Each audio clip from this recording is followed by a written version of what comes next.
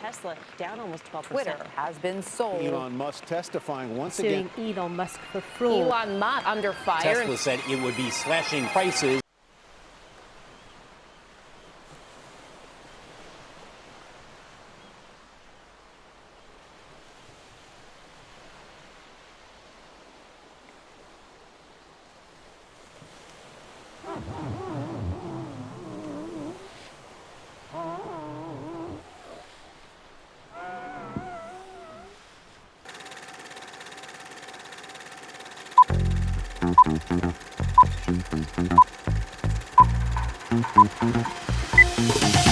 I guess you could say I've always been a bit obsessed with design.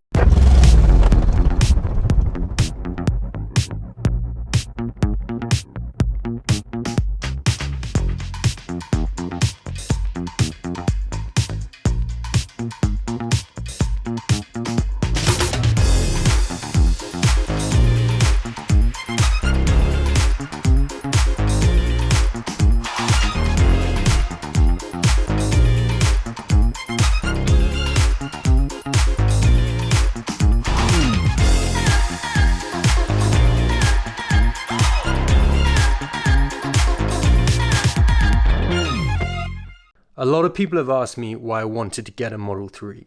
What it really comes down to for me is one word: simplicity.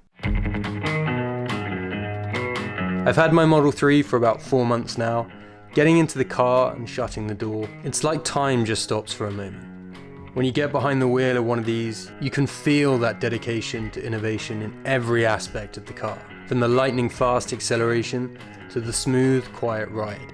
It's just an absolute joy to drive. And I think at some point after the first couple of weeks, I just sort of fell in love with it.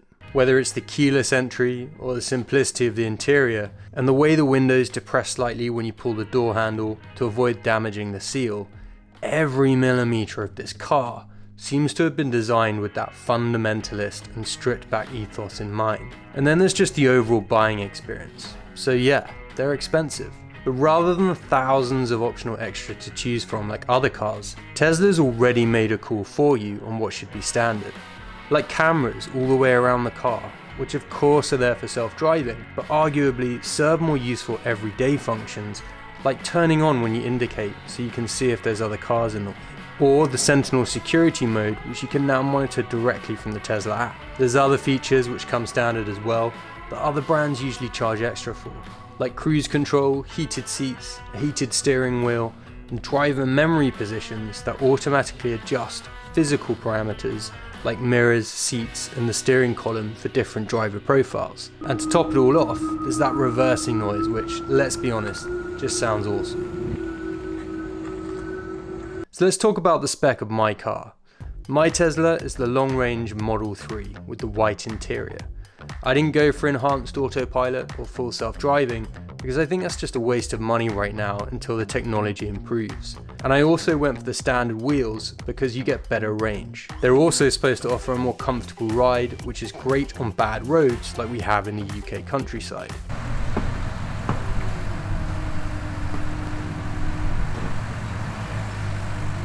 And then there's the colour. When I got my Tesla, I wanted to give it a slightly unique look. But I also knew I wanted to protect the car from scratches and dings. So it was a pretty easy decision right from the get-go to get it wrapped, covering up the original midnight silver metallic paintwork. I worked with a company called Monster Wraps down in Southampton to wrap the car, and we chose a satin dark grey in the end, which is a 3M wrap. It took about a week to do, and if you compare the car before to how it looks now, I was pretty blown away by the result. The only downside is that it wasn't cheap. It cost just over 2.5k. So if you're looking at getting this done, just factor that into your budgeting. There's also a self-healing material you can go for these days called PPF, which in theory heals itself if it becomes scratched or marked. But that's an even more expensive option, which is why I didn't go for it. Any customizations like this can also increase the insurance cost of a car as well, so that's definitely something to bear in mind. So what's the case against buying a Tesla right now? Well, from a certain point of view, you could argue that this is possibly the worst time to have bought a Tesla. There's a global energy crisis from the war in Ukraine. The cost of electricity has never been higher. Incentives for buying electric cars are reducing. Elon's focus has moved away from Tesla. There's the fact that competitors are now finally catching up with so many credible alternatives now available. And pretty soon, we're all going to be waiting around for superchargers when the Tesla network opens to other brands. To top it all off, the recent price drop has pretty much wiped 10% off the value of my car overnight. So the context isn't great, but unfortunately there is more. I got my Tesla in the middle of winter, and that's been a big challenge, to be honest. The 4-wheel drive is great, but I've had to shell out for some all-weather floor mats which cost £200. And I'd be lying if I said the range hasn't suffered from the cold temperatures we had over the winter. Preheating the car in the morning and jumping into heated seats with a heating steering wheel is great, don't get me wrong, but it can really deplete the battery fast. So I felt like Tesla had been a bit misleading with the range estimates. I've been getting about 250 miles on mine, which is supposed to be more like 350 miles in real world terms. That's almost 30% less range than Tesla touts. So why would anyone want to buy a Tesla right now? Well, as usual, there's another side to the story. For starters, I'm spending about 60% less on fuel costs than I was with my gas car. And in the future, I know that will eventually drop further when I get solar panels and a battery for the house. I'm also not really planning on selling the car for at least 3 years, so by then the price drop shouldn't really be relevant. There's also just some practical things as well. I know everyone talks about range anxiety or charging difficulties with electric cars, but to be honest, charging the car has been so easy for me. I just charge it off the normal plug at home and drip charge it overnight. You might need an extension cable if you're doing this, and it's worth making sure you buy a decent one from a reputable company. I use a Tough Lead, which is IP rated for extreme cold conditions, as well as wind, rain, and to be honest, anything weather can throw at it. And then there's the storage space as well, which is incredible for a car with a sleek silhouette. I basically use the frunk for all of my charging equipment, and then the boot is just this huge space where most of the time I'm just dumping my golf clubs or bags in there.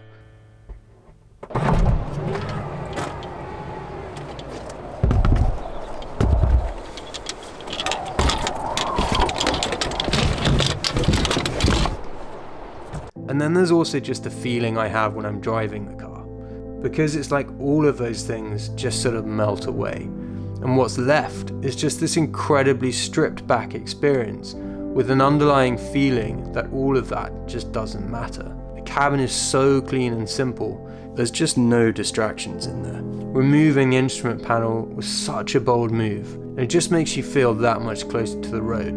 There's just this thin piece of glass between you and everything else ahead of you. And to be honest, that's when you realize that what this car represents is actually about what's ahead, not what's behind. It's a symbol of what's possible when you refuse to accept the status quo. From the raw minimalist design to the advanced technology under the hood, everything about this car is pushing the boundaries of what we thought was possible. And that, for me, is why it's still worth buying. So if this film or this moment is about looking back, then I would say don't look back, look forwards. Your brain will thank you. And with that, I'll say goodbye. Thanks again for watching, I'll see you in the next one.